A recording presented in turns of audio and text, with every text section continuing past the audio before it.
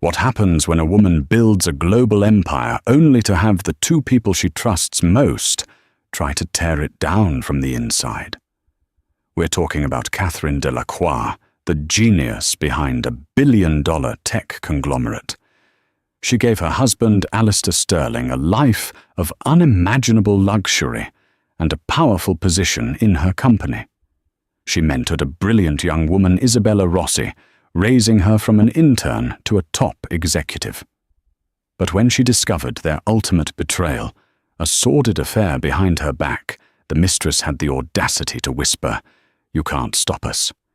What she didn't know was that Catherine Delacroix wasn't just a wife. She was a queen, and in her kingdom, she made all the rules. This isn't a story about heartbreak. It's a story about power. The penthouse apartment on Park Avenue was less a home and more a statement. Spanning 3 floors with panoramic views of Central Park, it was a testament to Catherine Delacroix's indomitable will. Every piece of art from the Rothko in the foyer to the Hepworth sculpture on the terrace was chosen by her. Every business deal that paid for it was negotiated by her. Catherine had not married into money. She had created it, spun it from the gossamer thread of a brilliant idea in a Silicon Valley garage 2 decades ago into the monolithic tapestry that was Delacroix Enterprises. Her husband, Alistair Sterling, was the perfect accessory to her empire. With his chiseled jaw, Savile Row suits, and a charm that could disarm world leaders, he was the public face of the company. He was the chairman, a title Catherine had bestowed upon him. He excelled at shaking hands, hosting galas, and delivering keynote speeches she had often helped him write. The world saw them as a power couple, a perfect fusion of intellect and charisma. But in the quiet, sterile expanse of their penthouse, the silence had grown cavernous. Their interactions had become a series of well-rehearsed transactions. A peck on the cheek before a flight to Tokyo, a shared knowing smile for the photographers at the Met Gala, a murmured "good night" across a king-sized bed that felt more like a continent. Catherine, a woman whose mind operated on logic data and strategy, had categorized this emotional distance as a natural byproduct of 2 demanding lives. A bug in the system, not a fatal crash. She was more focused on the upcoming launch of Helios, a revolutionary renewable energy project that was set to be the crowning jewel of her legacy. It was her passion, her obsession. She spent 18-hour days coordinating with engineering teams in Berlin, negotiating with government officials in Dubai, and personally overseeing the marketing strategy from her New York headquarters. It was during one of these late nights, poring over quarterly projections, that the first anomaly appeared. It wasn't in the numbers. It was a scent, a faint, cloying floral perfume on the lapel of the jacket Alistair had left slung over his office chair. It wasn't her scent. She wore a subtle, woody fragrance, Santal 33. This was something sweet, loud, and youthful. She dismissed it. A colleague at a luncheon, perhaps. A handshake that lingered too long. A simple, logical explanation. But anomalies, Catherine knew, were often the first sign of a systemic flaw. A few days later, another one surfaced. Alistair's corporate expense report. He was meticulous almost to a fault, but this report included a charge for a suite at the Baccarat Hotel on a night he was supposed to be at a tech conference in Boston. The conference had ended a day early due to a storm, he had told her. He'd driven back and spent the night at their Greenwich estate to avoid the city traffic. A quick, discreet call to the Greenwich estate manager confirmed the truth. The house had been empty that night. The sheets were cold. Catherine felt a sensation she hadn't experienced since her company's near bankruptcy in the early 2000s, a cold, sharp spike of adrenaline that was not born of excitement, but of dread. She stood on her terrace, the city lights of Manhattan glittering below like a fallen constellation. She had built this world, every shining tower, every glowing light. The thought that a foundational pillar of that world was rotten from the inside was not just painful, it was unacceptable. She did not cry. She did not scream. Catherine Delacroix was a strategist. When faced with a potential threat, she did not panic. She gathered data. And she had a feeling she knew exactly where the rot was festering. It was close. It was someone she had nurtured, someone she had trusted, someone who understood the architecture of her world almost as well as she did. Isabella Rossi was a supernova. She had joined Delacroix Enterprises 7 years ago as a bright-eyed intern with a degree from Wharton and an ambition that burned like a pilot light. Catherine had seen a reflection of her younger self in Isabella's ferocious intelligence and tireless work ethic. She took the young woman under her wing, mentoring her, promoting her, and shaping her into one of the most formidable executives in the tech industry. At 29, Isabella was the Senior Vice President of Global Strategy, a position she had earned, Catherine firmly believed, through merit. She was beautiful, yes, with raven hair, expressive brown eyes, and a confidence that bordered on arrogance. But it was her mind that was truly captivating.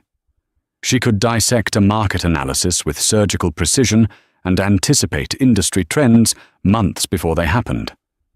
She was Catherine's heir apparent, the one person she trusted to help steer the company into the future. Catherine had championed her at every turn. When older male board members had questioned Isabella's rapid ascent, Catherine had defended her fiercely, presenting irrefutable evidence of her contributions. She had invited Isabella to private dinners at the penthouse, introduced her to her exclusive network, and treated her with a maternal affection that went beyond professional mentorship. Isabella had in turn professed unwavering loyalty and admiration. "You're my inspiration, Catherine." She'd say, her eyes shining with what appeared to be genuine reverence. "Everything I know, I learned from you." Now that memory felt like a shard of glass in Catherine's mind. The perfume. It was Flower Bomb by Victor and Rolf. Isabella wore it. Catherine had even complimented her on it once, a casual remark in an elevator that now felt like a grotesque irony. The pieces began to click into place with the cold, horrifying certainty of a mathematical proof. The late-night strategy sessions Isabella and Alistair had been having. The way Alistair, who had initially been dismissive of Isabella's ideas, had suddenly become her biggest advocate in board meetings. The shared glances during presentations, the inside jokes Catherine wasn't privy to, the way they both lit up when the other entered a room. Catherine had interpreted it as a successful executive partnership she had fostered. She had seen it as a testament to her good judgment. The reality was a humiliation of an entirely different magnitude. They hadn't just gone behind her back. They had done it in her house, in her company, using the very power and proximity she had given them. To confirm her theory, she needed more than a hunch. Crying to Alistair or confronting Isabella would be emotional, messy, and beneath her. It would give them the upper hand. Power, Catherine knew, was not about emotion. It was about information and control. She bypassed the company's standard IT security department. They were good, but they were loyal to the company structure of which Alistair was chairman. She needed absolute discretion. She made a single call to a man named Marcus Thorne. Thorne was a ghost, a legend in the cybersecurity world, whom Catherine had headhunted a decade ago, and now kept on a highly private retainer for her most sensitive projects. He didn't have an official title. His office was a server farm in a nondescript building in Queens. His only loyalty was to Catherine and the 7-figure salary she paid him directly. "Marcus," she said, her voice steady and devoid of emotion. I have a delicate internal matter. I need a complete communications and financial audit on 2 senior executives, Alistair Sterling and Isabella Rossi. I want everything: encrypted messages, deleted emails, location data, offshore accounts, everything. And Marcus? She added, her voice dropping to a steely whisper. No one can know you're looking, not even God. Consider it done, Ms. Delacroix, came the clipped reply. As she hung up, Catherine looked at a framed photo on her desk. It was of her and Alistair at the ribbon-cutting ceremony for the company's London headquarters. Beside it was another photo of her and Isabella at a Women in Tech awards ceremony, both of them holding trophies, smiling. The 2 people who were supposed to be her greatest allies. The serpent wasn't just in the garden. She had invited it in, fed it, and taught it where to bite. For 3 days, Catherine operated as if nothing was wrong. She led the Helios project meeting with her usual incisive authority, dismantled a flawed logistics proposal from the European team, and had a perfectly cordial dinner with Alistair, where they discussed the wine auction for the Philharmonic. It was a masterful performance. Inside, however, a glacial calm had settled over her. The hurt was there, a deep tectonic ache, but she had walled it off behind a dam of pure, cold fury. Emotion was a liability. She was in mission mode. On the 4th day, Marcus Thorne sent a single encrypted message. Package ready for delivery. Your eyes only. An hour later, he arrived at the penthouse, not through the grand lobby, but via the private service elevator, carrying a sleek titanium briefcase. He was a small, unassuming man in his 40s, with thinning hair and glasses that seemed permanently perched on the end of his nose. He looked more like an accountant than a cybernetic bloodhound. Ms. Delacroix, he said, with a nod, placing the briefcase on the solid oak table in her study. He opened it to reveal a single encrypted tablet. It's all there. Everything you asked for, and more. The highlights, Marcus, Catherine said, her voice low. Marcus swiped the screen to life. The affair began approximately 18 months ago.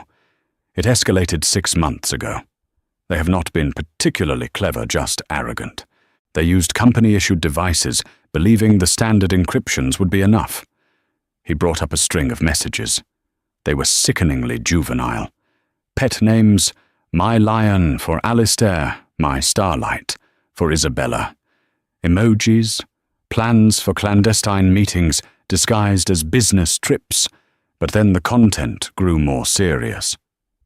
They're not just sleeping together, Marcus explained, his tone clinical. They're conspiring.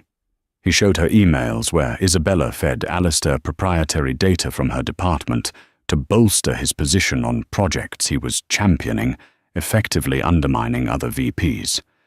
There were financial records. Alistair had used a shell corporation funded through a discretionary company account Catherine had given him access to purchase a condo in Tribeca. The deed was in Isabella's name. It was a $5 million gift. That's a breach of fiduciary duty and misappropriation of company funds, Catherine stated, her voice flat. It gets worse, Marcus said.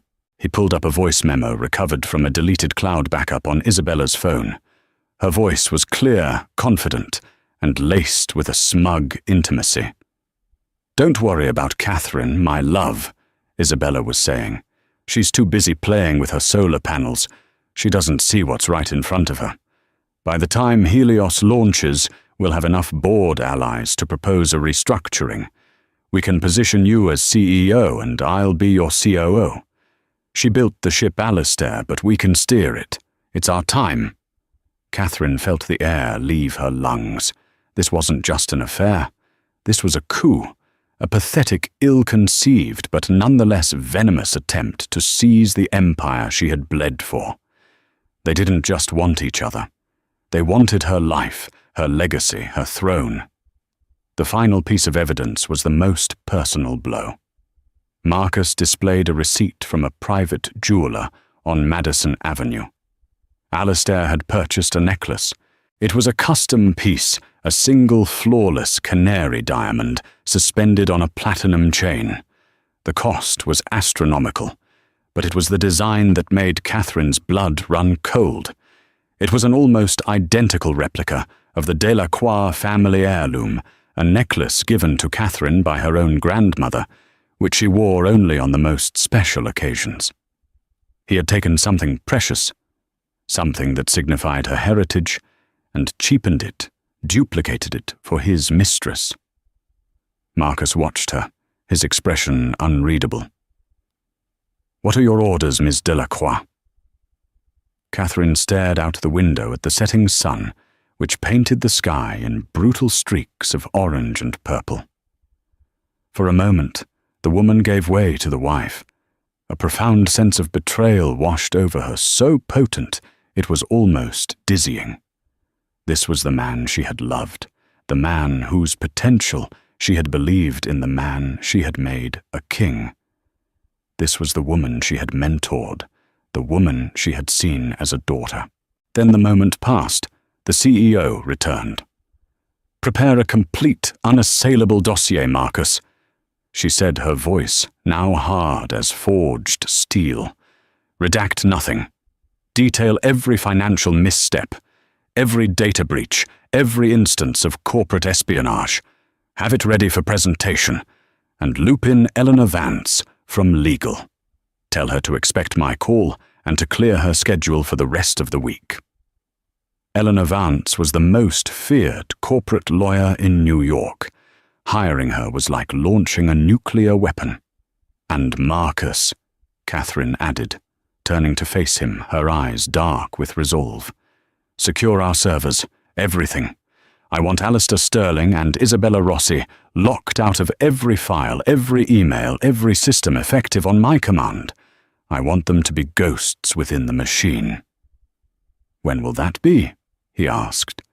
Catherine allowed herself a small, cold smile. "Oh, I think I'll let them precipitate the event themselves. Arrogance always provides its own rope." The opportunity presented itself 2 days later. Catherine had requested that Isabella meet her in her private study at the penthouse to go over the final marketing projections for the Helios launch. It was a plausible request, a meeting they had had a dozen times before. But this time the context was entirely different. Catherine had chosen the location deliberately. Not the sterile, neutral ground of the office boardroom, but her inner sanctum, her seat of power. The study was a cathedral of knowledge and control, lined with floor-to-ceiling bookshelves, a large mahogany desk, and a commanding view of the city. It was a room that intimidated even the most powerful men. Isabella arrived precisely on time, dressed in a sharp crimson dress that was both professional and alluring. She carried a tablet and wore a smile that was bright, confident, and utterly false. "Catherine, good evening," she said, her voice smooth as silk. "I have the revised numbers. The engagement metrics are even better than we projected."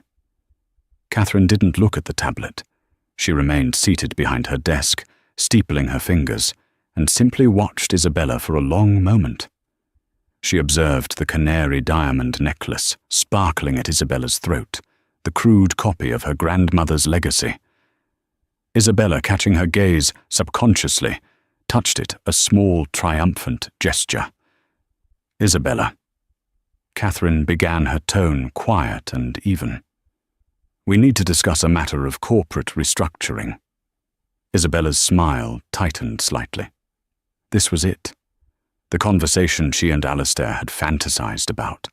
She believed Catherine was finally going to offer her a C-suite position, perhaps even the COO title they had plotted to take. She thought she was winning. "Of course, Catherine. I have some ideas I've been developing with Alistair." "I'm sure you have." Catherine interrupted the politeness in her voice. so thin it was transparent. But before we get to that, I want to talk about loyalty. What does that word mean to you? Isabella was momentarily thrown, but she recovered quickly. It means everything. My loyalty is to this company, and to you, Catherine. You know that. You gave me my start. I owe my entire career to you. The hypocrisy was so blatant, it was almost breathtaking. Catherine let the silence hang in the air, heavy and suffocating. She saw a flicker of unease in Isabella's eyes. "That's interesting," Catherine said finally. "Because my definition of loyalty doesn't include conspiring with my husband to usurp my position, using company funds to finance a personal lifestyle, or stealing proprietary data to advance a lover's agenda." The color drained from Isabella's face. The confident smile vanished, replaced by a mask of shocked indignation. I don't know what you're talking about." "Oh, please, Isabella." Catherine sighed, a flicker of genuine weariness in her voice. "Don't insult my intelligence. Don't insult the woman who taught you how to read a balance sheet and a boardroom. I know about the condo in Tribeca. I know about the Shell Corporation. I know about your plans for a restructuring. I know everything." Isabella's panic quickly morphed into a hard, defiant anger. The mask was off. This was the real woman beneath the polished exterior, a cornered animal ready to bite. Her fear was being replaced by the arrogance Catherine knew was her fatal flaw. She believed Alistair's love and perceived power were her shield. "So you know," Isabella sneered, her voice dropping into a venomous whisper. She took a step closer to the desk, her posture oozing defiance. "And what are you going to do about it?" "Catherine, tell everyone. Expose Alistair, the charming chairman of your company, the man whose face is on the cover of Forbes, next to yours. Humiliate yourself. The world thinks you two are a team. If you take him down, you damage the brand. You damage yourself." She leaned forward, her hands on the polished mahogany of the desk, her face inches from Catherine's. "Alistair loves me." She hissed the words, a declaration of war. "He's tired of living in your shadow. He wants a real partner, not a CEO he has to call his wife. We are the future of this company. We are inevitable." And then she delivered the fatal line, the words that would seal her fate. "You can't stop us." Catherine didn't flinch. She didn't raise her voice. She simply looked into the eyes of the young woman she had once cherished and saw nothing but a hollow ambition. A profound, almost serene calm washed over her. It was the calm of a general who sees the enemy walk directly into a perfectly laid trap. A small, slow smile touched Catherine Delacroix's lips. It was not a smile of warmth or amusement. It was a smile of utter, absolute finality. A smile that said, "Checkmate." "You're right," Catherine said softly, the smile never leaving her face. "I can't stop you and Alistair from being together." She paused, letting Isabella savor her perceived victory for one fleeting second. "But I can and I will fire you both."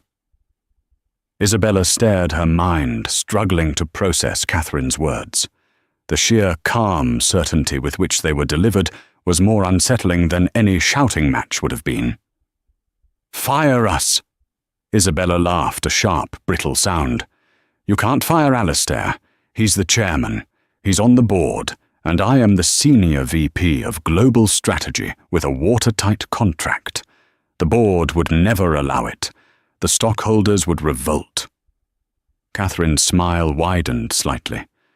"You still think you're playing a game of emotions, Isabella. This has moved beyond that. This is now a matter of corporate governance."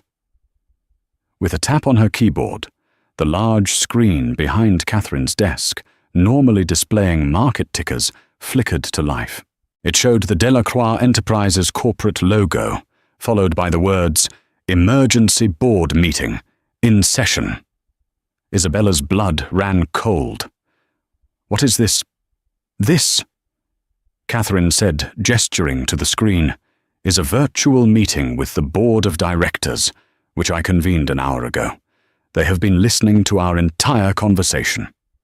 On the screen, a series of video windows popped into view, one by one. There was Harrison Ford, the stoic ex-senator. There was Kenji Tanaka, the Japanese tech mogul. There was Beatrice Vanderbilt, the matriarch of an old money dynasty. All of them the powerful figures Isabella and Alistair had been trying to woo, stared out with grim, unreadable expressions. Under Section 7, Paragraph 4 of the Delacroix Enterprises bylaws. Catherine continued, her voice resonating with the authority of a judge delivering a verdict. I, as the founder and majority shareholder, have the right to call an emergency session to address any matter that poses a clear and present danger to the company's integrity and financial stability. She tapped another key. The screen now displayed Marcus Thorne's dossier, a scrolling nightmare of evidence. Bank statements from the Shell Corporation, the deed to the Tribeca condo, encrypted emails detailing their plot for the coup verbatim, a detailed analysis of Isabella's data, breaches quantifying the potential financial damage in the tens of millions. As you can see, esteemed members of the board, Catherine addressed the screen, her voice crisp and professional. This is not a personal dispute. This is a documented case of gross misconduct. Mr. Alistair Sterling, our chairman, has engaged in the misappropriation of company funds for personal use, a direct breach of his fiduciary duty. Ms. Isabella Rossi has been found to be systematically leaking proprietary data and conspiring to manipulate the company's leadership structure for personal gain, an act of corporate espionage. Isabella was speechless, white as a sheet. She had walked in ready for a domestic drama. She had found herself the star defendant in a corporate trial. Catherine turned her cool gaze back to Isabella. Your contract, Isabella. It contains a morality clause and a clause for immediate termination in cases of gross misconduct. I should know. I wrote it myself. As for Alistair, she said, a flicker of something almost like pity in her eyes. His position as chairman is granted by the board, a position he holds at their and my discretion. He serves at the pleasure of the majority shareholder. She looked back at the screen. I now put forth two motions. Motion 1, the immediate termination of employment for Miss Isabella Rossi on the grounds of gross misconduct and breach of contract. All in favor, siete. One by one, the words AYE appeared under each board member's window. It was unanimous. Motion 2. Catherine continued, her voice unwavering. A vote of no confidence in Chairman Alistair Sterling and his immediate removal from the board and termination of all duties related to Delacroix Enterprises. All in favor. Again the screen filled with AWE, unanimous. Catherine swiveled her chair back to face the crumbling figure of Isabella Rossi. The board has spoken, she said softly. As of this moment, your keycard will not work. Your corporate accounts are frozen. Your access to all company servers has been revoked. The same applies to Alistair, who I believe is currently enjoying a drink at the Polo Bar, waiting for your triumphant call. Security will now escort you from the building. You will be allowed to collect your personal belongings from your office under supervision at a later scheduled time. As if on cue, two large, stone-faced men in dark suits entered the study. They were part of Catherine's personal security detail, not the regular office guards. Isabella finally found her voice, a choked, desperate whisper. You bitch! Catherine simply nodded, a gesture of dismissal. You learned from me, Isabella. You just didn't learn enough. You learned strategy, but not endgame. You learned ambition, but not wisdom. Now, if you'll excuse me, I have a legacy to protect." The security guards gently but firmly took Isabella by the arm. As they led her out, a broken, sobbing mess, Catherine made one final call, not to a lawyer, not to a board member, but to the head of PR. "Jessica," she said calmly, "we need to draft a press release. Delacroix Enterprises is announcing a leadership restructuring. Alistair Sterling and Isabella Rossi are no longer with the company effective immediately. We thank them for their service and wish them well in their future endeavors." She hung up, leaned back in her chair, and for the first time in 3 days allowed herself to feel the full weight of the moment. There was no triumph, no joy, just the cold, grim satisfaction of a surgeon who has just completed a radical, painful, but necessary amputation to save the patient's life. The patient in this case was her empire. The news hit the financial world like a seismic shock. "Sterling and Rossi abruptly exit Delacroix." "Enterprises," screamed the headline on the Wall Street Journal's homepage. The official press release was a masterpiece of corporate ambiguity, a bland statement that only fueled more frantic speculation. Was it a power struggle, a failed project, a prelude to a merger? No one knew the truth, and Catherine's ironclad control of the narrative ensured it would stay that way. Alistair discovered his fate not from Catherine, but from his phone. He was as Catherine predicted, at the polo bar, swirling a glass of Macallan 25, when a flurry of notifications lit up his screen. His corporate credit card was declined. His company email pinged back, an "account disabled" error. Then came the call from a panicked board member, a supposed ally who stammered, "Alistair, what the hell happened? The vote was unanimous. We had no choice." His blood turned to ice. He raced out of the bar, leaving his drink untouched, and tried to call Catherine. The call went straight to voicemail. He tried Isabella. Straight to voicemail. He sped to the office, a building that had his name emblazoned on it, next to Catherine's, only to be stopped at the security gate by guards who looked at him with polite but firm impassivity. His access had been revoked. He finally reached Isabella, who was sobbing hysterically from a taxi. Between panicked gasps, she recounted the scene in Catherine's study, the board meeting the dossier, the final cold dismissal. Alistair's shock curdled into pure, unadulterated rage. He felt emasculated, discarded. For years he had chafed under the title of Mr. Delacroix. He had convinced himself that his charm, his networking, his public persona were as crucial to the company's success as Catherine's genius. He and Isabella had painted a picture for themselves, where Catherine was the past, and they were the future.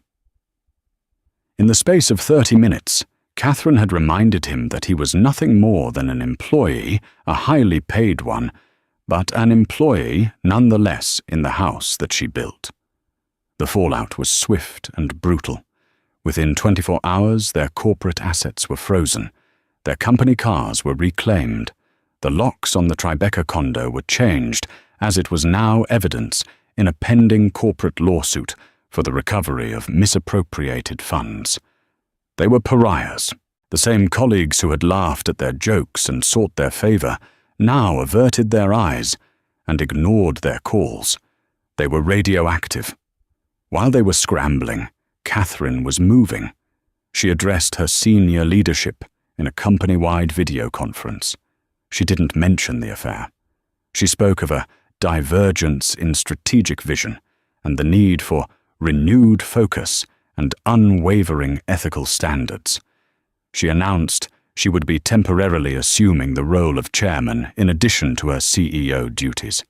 Her demeanor was calm, controlled, and inspiring. She wasn't a woman scorned. She was a leader securing her ship in a storm. The message was clear. The Queen was firmly on her throne, and the court was in order. That night alone, in the cavernous penthouse, the silence was different. It was no longer the silence of emotional distance, but the silence of solitude. The side of the closet that held Alistair's suits was empty. His books were gone from the nightstand. There was a hollow space where his presence used to be. Catherine walked out onto the terrace, a glass of wine in her hand, and looked down at the city she had conquered.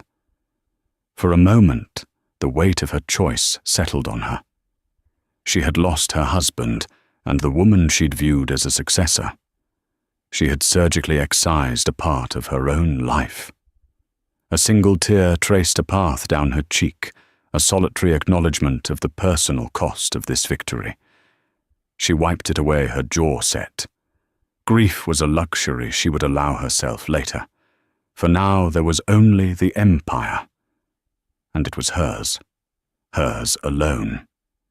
But as she stood there believing the worst was over, she had underestimated one thing, the desperation of a man who has lost everything. Alistair was not just a charming fool, he was a cornered, vengeful fool. And he believed he had one last card to play. An ace in the hole he thought could burn Catherine's entire empire to the ground. A week after the firing, Eleanor Vance, Catherine's formidable lawyer, sat in the penthouse study. Piles of documents were neatly stacked on the desk. The divorce proceedings are straightforward. Catherine Holton sets. Eleanor said, her voice sharp and precise. The prenuptial agreement you had me draft is iron. He gets the Greenwich estate, which was in his family's name, the art he personally owned before the marriage, and a one-time settlement of $10 million. In exchange, he forfeits any and all claims to Delacroix Enterprises and its assets. It's airtight. He won't accept it, Catherine stated, not as a question, but as a fact. 10 million is an insult to him. He's used to a billionaire's lifestyle. He has no choice, Eleanor countered. He's legally bound. Alistair isn't thinking legally, Catherine replied. He's thinking vindictively. Her words were prophetic.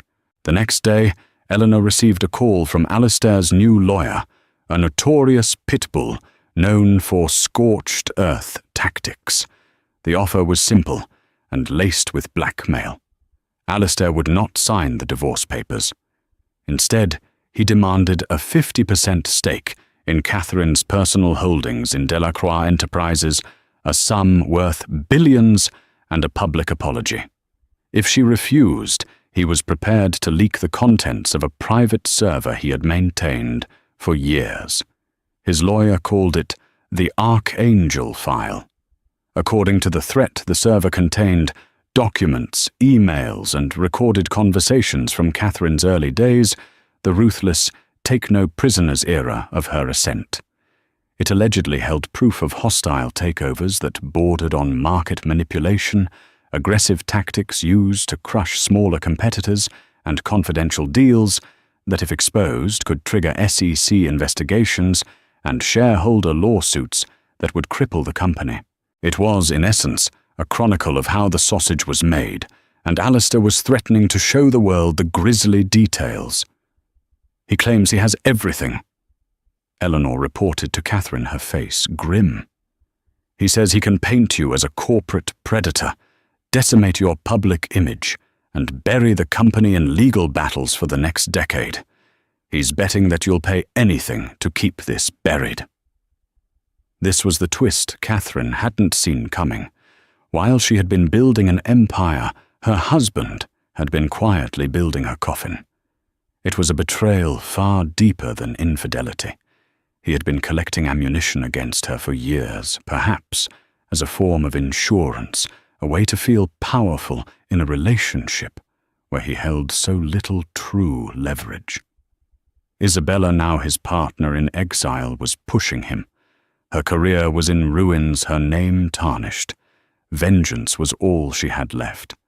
They saw this not just as a way to get rich, but as a way to destroy the woman who had cast them out. For the first time since the ordeal began, Catherine felt a sliver of genuine fear. Alistair was not wrong. Her rise to the top had not been a gentle one. She had been aggressive, relentless. While she had always operated within the bounds of the law, her lawyers had often needed to be creative. A public airing of her most ruthless strategies could be devastating. The media would have a field day. The market would panic. The pressure was immense. The board, while loyal, was nervous. Her PR team was in crisis mode. Eleanor Vance advised caution, suggesting a negotiation might be the wisest course. Alistair and Isabella, holed up in the Greenwich estate, felt the tide turning. They were euphoric, believing they had finally found Catherine's weakness. They had her cornered. They imagined her alone in that sterile penthouse, panicking, ready to surrender. They imagined wrong. Catherine called Marcus Thorne. "Marcus," she said, her voice a low, dangerous hum. "Alistair is threatening to release something he calls the Archangel file. It's a private server containing sensitive historical data." There was a pause on the other end of the line. Then Marcus spoke his voice, holding a note of something Catherine had never heard from him before: amusement. "The Archangel file," he repeated. "Yes, Ms. Delacroix. I've been aware of its existence for 5 years." Catherine sat perfectly still, the phone pressed to her ear. "Explain, Marcus." "About 5 years ago, during a routine security sweep of your personal network, I detected an unauthorized data siphon," Marcus explained calmly. "It was sophisticated, but not sophisticated enough. It was routing copies of select files to an encrypted off-site server. I traced its origin. It was coming from Mr. Sterling's personal laptop." Catherine's mind reeled.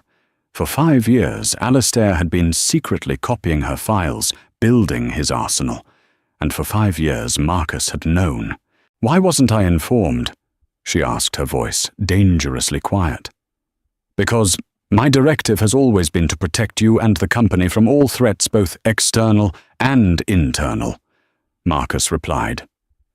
A direct confrontation at the time would have created a messy domestic situation with unpredictable consequences. So I chose a different strategy: mitigation and control. He continued. "I didn't block his access. That would have alerted him. Instead, I rerouted the siphon through a quarantine server of my own. For the past 5 years, every file Mr. Sterling thought he was stealing was first filtered by me. I allowed him to take anything that was either publicly available or damaging only to himself. But anything truly sensitive, deal memos, confidential legal opinions, proprietary algorithms, I scrubbed or replaced with corrupted, unusable data. In short, Ms. Delacroix, his Archangel file, is a digital ghost. It looks real, but it's filled with junk data dead ends, and a few items that, if released, would incriminate him in several minor insider trading violations he committed a few years back." The silence in the study was absolute. Alistair's ultimate weapon, his great failsafe, was a dud, a trap that Marcus, her silent guardian, had set 5 years ago. Catherine had been playing chess, but Marcus had been watching over the entire board, ensuring the game was always rigged in her favor. A slow, genuine smile spread across Catherine's face. It was a smile of relief, of vindication, of sheer, unadulterated power. "So his gun is loaded with blanks," she murmured. "Worse," Marcus said. "It's rigged to backfire." The endgame was swift. Catherine instructed Eleanor Vance to respond to Alistair's lawyer. She rejected the blackmail demand in its entirety. She would not pay a single cent more than the prenup stipulated. Alistair, blinded by arrogance, was furious. "Fine," he screamed at his lawyer.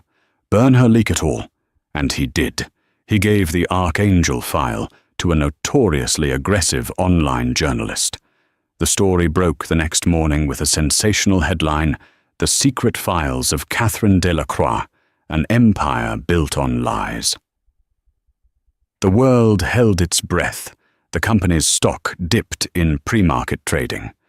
Then the truth came out. The damning documents were nothing. The files were corrupted. The recorded conversations were out of context or benign. The only concrete evidence the journalist could find was a trail of emails that strongly implicated Alistair in passing on non-public information about a competitor. Delacroix was about to acquire a clear case for an SEC investigation. Within hours, the narrative flipped. Catherine Delacroix wasn't the villain. She was the victim of a malicious, pathetic smear campaign by her vengeful ex-husband. Delacroix Enterprises released a statement condemning the cowardly and illegal release of doctored documents and announced they were cooperating fully with the SEC's investigation into Alistair Sterling. It was a public execution. Alistair's reputation was not just ruined, it was annihilated. He was no longer the charming, wronged husband. He was a failed blackmailer and a potential felon. Isabella Rossi, his co-conspirator, was dragged down with him, her name becoming a footnote in his spectacular downfall. Alistair was forced to sign the original divorce papers. The $10 million settlement was immediately put into a trust to cover his impending legal fees. The Greenwich estate was sold to cover his debts. He and Isabella vanished from the public eye, their grand ambitions reduced to tabloid fodder and legal depositions. 2 months later, Catherine stood on the stage at the global launch of the Helios project. The lights were bright, the applause was deafening. Delacroix Enterprises' stock was at an all-time high. She looked out at the sea of faces, employees, investors, journalists, and spoke of the future of innovation, of building a better world. She was alone, but she was not lonely. She was free. The last vestiges of a life that had been holding her back were gone. She had faced the ultimate betrayal and had not only survived, but thrived. The mistress had said, "You can't stop us." But Catherine Delacroix had done more than stop them. She had erased them. She had proven that the empire didn't need a king. The queen was more than enough. 6 months after the Helios launch, the world saw Catherine Delacroix at her zenith. The project was an unprecedented success, revolutionizing the energy sector and adding another $10 billion to her company's valuation. She was the subject of laudatory profiles in Time, and The Economist hailed as the undisputed titan of technology, a visionary cloaked in Dior and armed with a will of iron. The messy affair and the subsequent corporate coup were now just a footnote in her meteoric story, a testament to her resilience. On the surface, everything was perfect. But inside the Park Avenue penthouse, the silence Alistair had left behind had been replaced by a different kind of quiet, the sterile, echoing quiet of a fortress. Catherine had won the war decisively and brilliantly, but she found the peacetime unsettling. Every victory in the boardroom felt muted. Every new success was a peak scaled alone. The trust she once placed in others, however selectively, had been vaporized. Now she saw potential threats in every corner, shadows of betrayal in every friendly smile. Her paranoia had become her closest advisor. She had Marcus Thorne conduct deep-level security sweeps on every single board member and C-suite executive. She read every email, analyzed every expense report, searching for the next anomaly, the next Alistair or Isabella waiting in the wings. Her empire was more secure than ever, but its queen was a prisoner within its walls. The first sign of a new, more subtle challenge came not with a bang, but with a polite, deferential email from Beatrice Vanderbilt. Beatrice, the silver-haired matriarch of the board, requested a private lunch at the Modern. Her reasoning was innocuous: to discuss the long-term governance structure and ensure continued market confidence. Catherine knew it was more than that. Beatrice was old money, a creature of institutions and established order. She had backed Catherine during the coup, because Alistair and Isabella's actions were a vulgar breach of conduct, but Catherine suspected that Beatrice was deeply uncomfortable with the sheer amount of power now consolidated in one person. Catherine was the CEO, the chairman, and the majority shareholder. In Beatrice's world, such unchecked authority was a sign of instability, not strength. At lunch, surrounded by minimalist art and the quiet clinking of cutlery, Beatrice made her move. "Catherine, your leadership has been nothing short of spectacular," she began, her tone gracious. "You have steered the ship through a hurricane and into record-breaking territory. The board and the shareholders are eternally grateful." "Thank you, Beatrice," Catherine said, her eyes watchful over the rim of her water glass. "Which is why we must protect that legacy." Beatrice continued smoothly. "The market has rewarded your decisive action, but markets are fickle. They value stability. They value checks and balances. The board feels that the time has come to separate the roles of CEO and chairman once more. To bring in an independent chairman to provide oversight and counsel, it would be a signal of strength of mature governance." It was a perfectly crafted corporate argument, delivered with a velvet glove. But to Catherine it felt like a slap. After she had single-handedly saved the company from a parasitic plot, they wanted to put a handler on her. They didn't trust her. And who did the board have in mind for this oversight role? Catherine asked, her voice dangerously soft. "We have a list of candidates," Beatrice said, sliding a discreet folder across the table. "Highly respected individuals, former CEOs, retired statesmen." Catherine glanced at the names. They were all men, all part of the same old boys network that Beatrice and Harrison Ford belonged to. They were establishment figures, men who would be predictable, manageable, and who would undoubtedly attempt to curb her more audacious ambitions. They wanted to put her in a gilded cage. "I see," Catherine said, closing the folder.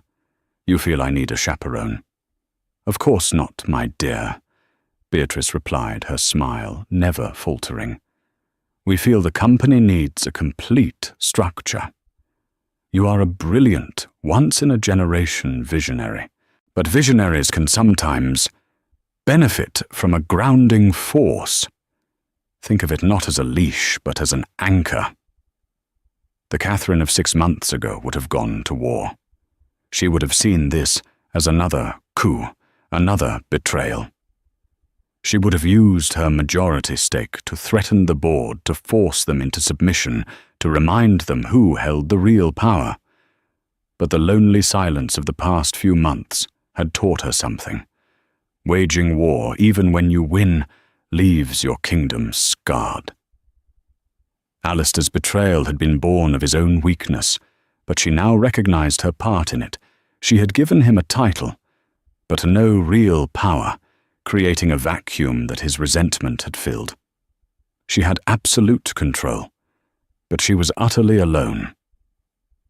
Perhaps she considered an anchor wasn't the worst thing. The question was, who would hold the chain?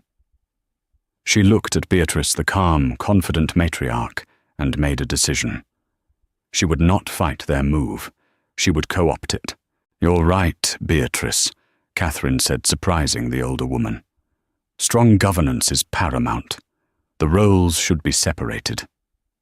Beatrice looked momentarily stunned, her victory having come too easily. "I'm so glad you agree."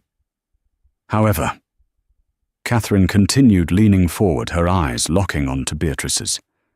"Your list of candidates is unacceptable. They are relics. They don't understand the speed at which this industry moves. They would be an anchor, as you say, but an anchor that would hold us back while the world sails by." She paused, letting her words sink in. "I will support the motion to appoint a new independent chairman, but I will be the one to choose the candidate. A candidate whose loyalty is beyond question, whose intellect is future-focused, and who understands that in our world, risk is not something to be managed, but something to be harnessed. Beatrice was cornered. To refuse would be to admit her goal was not good governance, but simply to control Catherine.